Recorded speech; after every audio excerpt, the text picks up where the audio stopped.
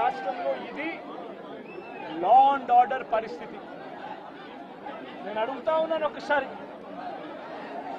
ఆలోచన చేయమని అడుగుతా ఉన్నాను. ఎంతటి దారుణంగా లా అండ్ ఆర్డర్ పరిస్థితి ఉంది అన్నదానికి నిదర్శనము ఈ రషీద్ కేసే ఒకటి తీసుకోండి కావాలంటే. రషీద్ కేసే ఒకటి కావాలంటే తీసుకోండి. ఇదే వినుకొండకు ఇంతకు ముందు ఎస్పీగా రవిశంకర్ రెడ్డి అని చెప్పి ఇంతకుముందు ఎస్పీగా ఉన్నారు. మంచి ఆఫీసరు, అప్రైట్ ఆఫీసరు. ఎన్నికల వేళ వీళ్ళకున్న పలుకుబడితో ఆ ఆఫీసర్ను తప్పించేశారు. తర్వాత వీళ్ళకు కావలసిన అధికారిని బిందు మాధవ్ అనే అధికారిని ఎస్పీగా తెచ్చుకున్నారు. ఈ బిందు మాధవ్ అనే అధికారి ఎస్పీ ఎంత అన్యాయస్తుడనంటే ఈ అన్యాయమైన ఎస్పీని సస్పెండ్ చేస్తూ ఎన్నికల కమిషనే స్వయంగా నిర్ణయం తీసుకుని ఈ బిందు మాధవ్ అనే అధికారిని సస్పెండ్ చేశారు. దాని తర్వాత ఎన్నికల కమిషనే మల్లికా గర్గ్ అనే ఒక మంచి ఆఫీసర్ను పెట్టింది. ఆ ఆఫీసరు చంద్రబాబు నాయుడు గారు అధికారంలోకి వచ్చిన వెంటనే ఆ ఆఫీసర్ను కూడా పంపించేశాడు. ఆ ఆఫీసర్ చంద్రబాబు నాయుడు గారి మనుషులకు తెలుగుదేశం పార్టీకి సహాయ సహకారాలు అందించను అని చెప్తే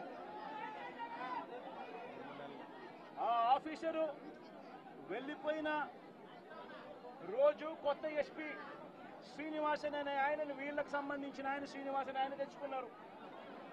ఈ కొత్త ఎస్పీ వచ్చిన 2 రోజులకే, ఈ కొత్త ఎస్పీ వచ్చిన 2-3 రోజులకే హత్య జరిగింది. ఇది ఆ హత్య కూడా ఏమిటి, అత్యంత దారుణంగా నడి రోడ్డు మీద ప్రజలందరూ చూస్తూ ఉండగా అమాయకుడైన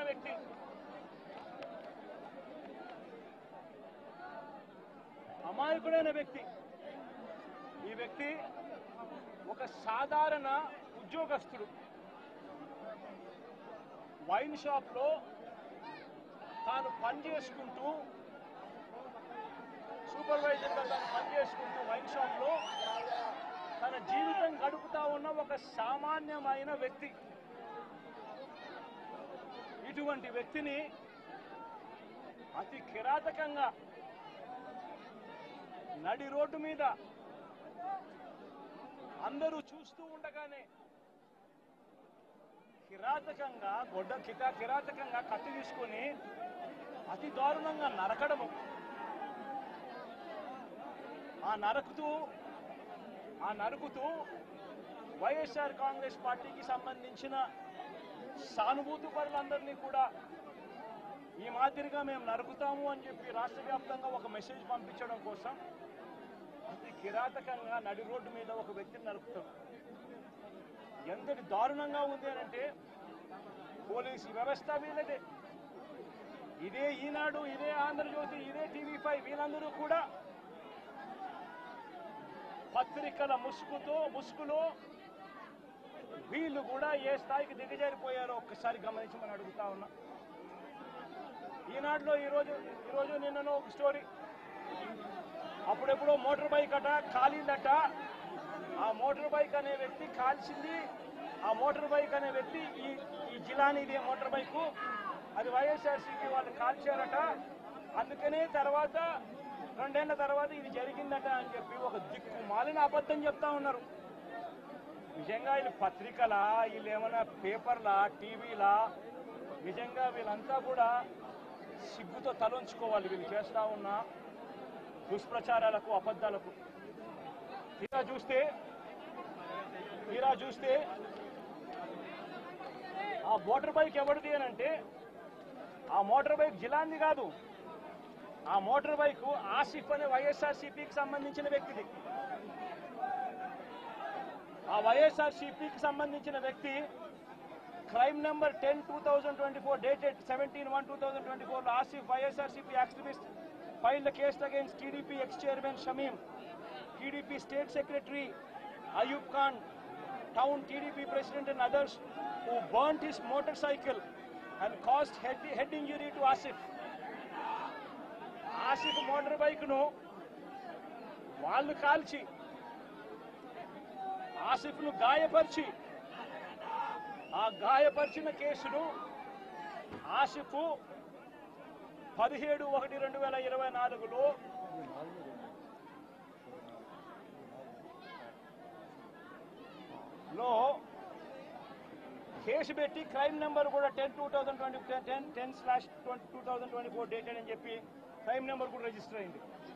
ఆ ఫోటో తీసి ఎప్పుడో జరిగిందని చెప్పి చూపించి ఆ కేసు మోటార్ బైక్ కేసు అప్పట్లో పోలీసులు తీసుకోలేదు అని చెప్పి మళ్ళీ పోలీసుల మీద కూడా ఒక తప్పుడు ప్రచారం మళ్ళీ పోలీసుల మీద కూడా వేసి అసలు జరిగిన ఇన్సిడెంట్ ఎప్పుడు అని అంటే ఇది 17/1/2024 జరిగినది. ఎవరి బైక్ నాకు కాలింది అని అంటే ఆసిఫ్ బైక్ కాలింది.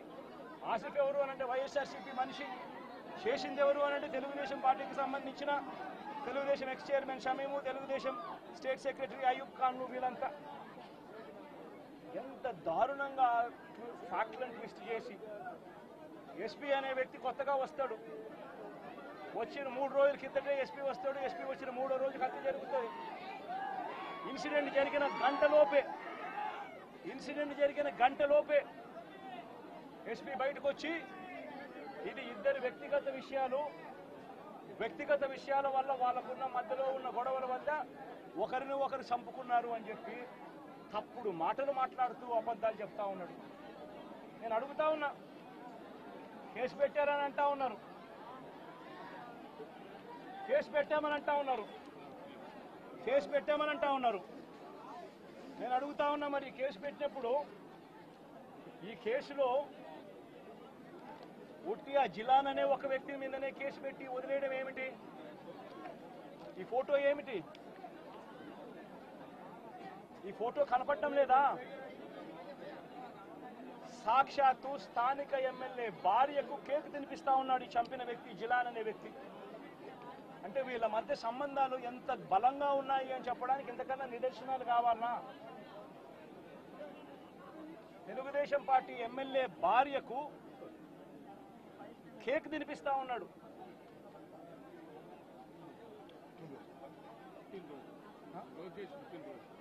లోకేష్ పుట్టినరోజు నాడున వీళ్ళు కేక్ కట్ చేయడము, ఆ కేక్ మళ్ళీ ఈ జిలాన్ అనే వ్యక్తి ఎమ్మెల్యే భార్య కేక్ తినిపించడం. మరి ఇంత దారుణమైన ఇంత సత్సంబంధాలు కలిగిన వీళ్ళు ఇది ఎమ్మెల్యేతో ఫోటో.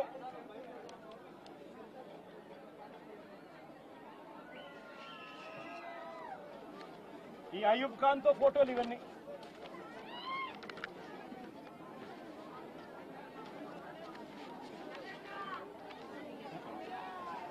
ఇది షమీం ఖాన్తో ఫోటోలు.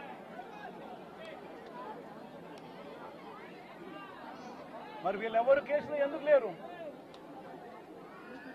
వీళ్ళందరి మీద కేసు ఎందుకు పెట్టలేదు? ఇంతకన్నా అన్యాయం ఎక్కడైనా ఉంటుందా? ఇంతటితో ఆగిపోవడం లేదు. మిథున్ రెడ్డి విషయం కూడా నిన్న కూడా మీరంతా చూశారు మీ కళ్ళతో. సాక్షాత్తు ఒక సిట్టింగ్ ఎంపీ తన నియోజకవర్గంలో తాను తిరగకూడదా? పుంగనూరు అనేది తన నియోజకవర్గం. తన పార్లమెంట్ సెగ్మెంట్లో ఒక నియోజకవర్గం పుంగనూరు. ఆ పుంగనూరుకు ఎమ్మెల్యే వాళ్ళ నాయన పెద్దిరెడ్డి రామచంద్రారెడ్డి. ఆ నియోజకవర్గంలో తాను రెడ్డెప్ప అని చిత్తూరుకు సంబంధించిన ఎక్స్ఎంపీ, ఆయన కూడా పుంగనూరులో నివాసుడు. ఆయన ఇంట్లో కూర్చొని ఉంటే ఏకంగా ఇంటిని దిగ్బంధం చేసి, ఇంటి మీద రాళ్లు వేసి, కారును ధ్వంసం చేసి, రెడ్డెప్ప కారును కాల్చేసి పోలీసుల సమక్షంలోనే ఇవన్నీ జరుగుతూ ఉన్నాయి అని అంటే ఇంతకన్నా దారుణంగా లా అండ్ ఆర్డర్ పరిస్థితి, ఇంతకన్నా దారుణంగా దిగజారిపోయిన పరిస్థితి ఎక్కడైనా కనిపిస్తుందా? దొంగ కేసులు పెడతా ఉన్నారు. పోలీసులు